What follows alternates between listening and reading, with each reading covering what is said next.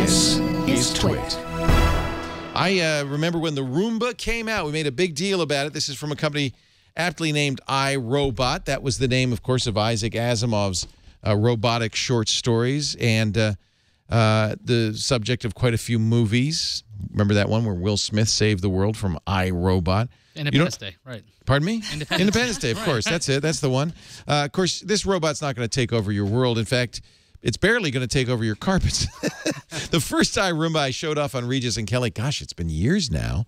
And we did a little thing. We made a little corral for it and put some dirt and dust on the floor. And sure enough, you turn on the robot, and it goes around, and it cleans it. It's got artificial intelligence technology that allows it to figure out where it's been and where it's going. And I guess it really feels like a random walk where it's just kind of bouncing off things, these rubber bumpers all the way around it. Sense walls. It also has cliff detection, so it won't fall down the stairs. And it will slowly work its way around your house. Vacuuming. It's kind of cool. It has a little base station. If all goes well, the Roomba, when it runs low on juice, will go back to the base station for further charging. It seems to have some personality, makes some noises, boops and beeps. It's kind of like R2-D2 in your house. Now, this is the latest now. The Roomba 880, and they've done some improvements, as you can see. If you're used to the Roomba, you'll notice the beater brushes, which used to be brushes, which meant you get a lot of hair and stuff stuck in there. In fact, the Roomba I bought, the 770, the predecessor to this, came with a special hair removal tool to get the hair out of these beaters. These are now rubber, and hair won't get stuck. It's also got a somewhat larger capacity what do you call it? Dust holder, dust drawer. In fact, let me pull this off and just show you. The reason I feel like the Roomba is working is because every time I go into the little dust container, and you'll notice this has changed too, a HEPA filter in here to help collect small particles if you're allergic to dust or pollen. And every time we go around, this was just from last night in my office. So I know it's doing something, but here's the problem with the Roomba. It doesn't replace vacuuming. I still feel the need every week to vacuum the house and so forth. So what this does really is it's kind of like a dust buster that goes around and kind of cleans up a little bit. It helps keep the place a little bit tidy. There are a few other negatives. The Roomba does get stuck from time to time. Its logic isn't perfect, so sometimes it'll spend an awful long time in one area. The marks it leaves on the carpet let you know, and they're very random and variegated. It's not like somebody was in there intentionally vacuuming, but it is awfully cute. The other negative is you don't want the Roomba running when you're home. For one thing, you might trip over it, but also it's pretty noisy. You hear it going all around the house. The final negative is, well, you see that, $700. For that, you get the Roomba 880 plus a couple of little sentinel devices you can place around the house. You can either do that to mark off areas you don't want the Roomba to enter, or you could put it in a room and it'll say, hey, Roomba, stay in this room till you're done and then move on. That's a nice feature. I do find Roomba works best if you Roomba-proof your house. I have one piece of furniture. It's just the same height as the Roomba. The Roomba invariably goes under there and gets stuck every single time. So that you might use the sentinels to keep it away from that kind of thing. Also, wires, while they don't tangle the Roomba, do slow it down, and it can get stuck with them. You want to see the Roomba in action? Yes. We're going to glue a camera. We've got our very own GoPro. Going to put that right on the top. And I'll show you how the Roomba works. There's a big, fat, clean button on it. You also get a remote control with the Roomba. Now, it seems like you should be able to steer it with a remote control. You can. No. But you can give it some instructions like go home, charge yourself, stop it, start it, and things like that. Let's put this on the floor. You got a Roomba cam over there? It was pretty impressive when we did this on Regis and Kelly some years ago. Oh, there's the shot from the Roomba. All right, and press clean. Go, Roomba, go. The light lights up. It's colored. It's kind of cool. I said, go. Is the battery dead?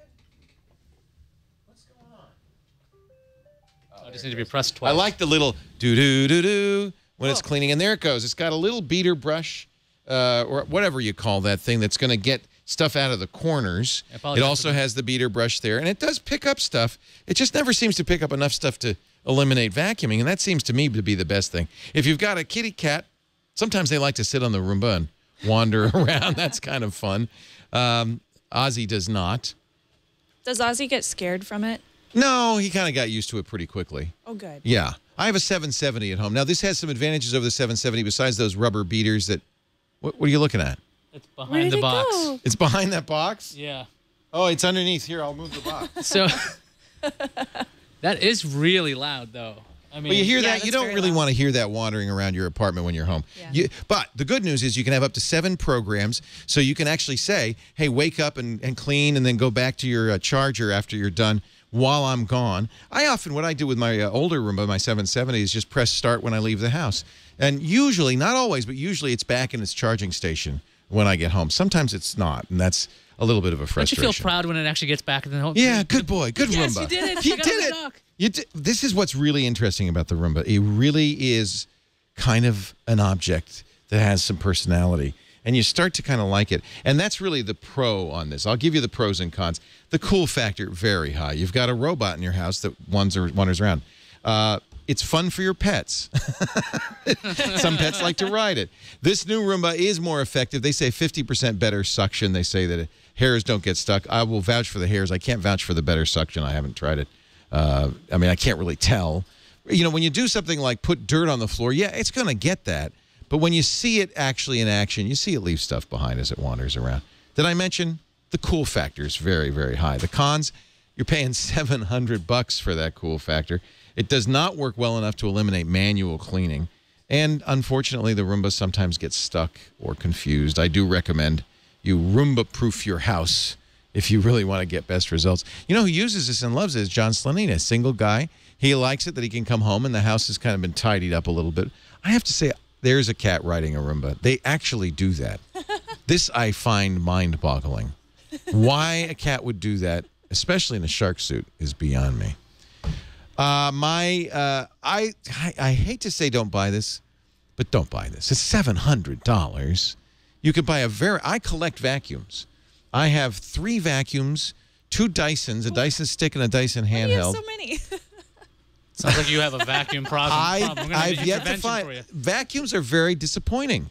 I've yet to find the perfect vacuum. I do think the Dysons are very good, but for $700 you can get a pretty good Dyson vacuum that's going to do a good job. Only problem is you're going to have to do it. If the Roomba eliminated that, I'd say a definite buy. It does not, in my opinion. See, it's going over the wires. Can you get that? It's going. No, just believe it. I'm just saying it. The wires, these microphone wires should really stymie it. They really don't, and that's pretty remarkable.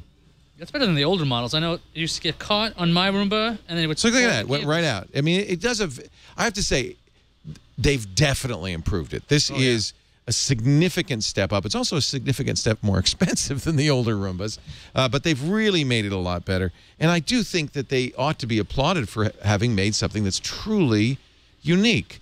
It's a tidier-upper. If you've got $800 or $700 burning a hole in your pocket, you want something that has some really interesting geek factor. It does tidy up a little bit. It does get some of the dust. And I have to say, I empty it almost every day, my Roomba, and you know, there's definitely picking up something. The Roomba is probably a don't buy unless you're really... it's stuck under a table. Well, that was just the camera getting knocked off, but I think it's still... Look at that. This is amazing. Still going to town. Isn't that amazing? It's gotten much, much better in terms of getting around obstacles. Look at that. And I have to say, the floor is clean.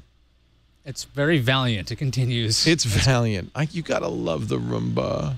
You root gotta for love it. That's the weird thing. You're rooting for it. I just feel like it doesn't eliminate vacuuming, right? You're paying $700. It should eliminate the need to vacuum. But nothing like that ever is. It's never going to... It's like a dust... Okay, you've ever used a dust buster. Yeah. It's like that. It's like, that's nice. It's touch-up. But it doesn't... It's not so good that you never have to vacuum.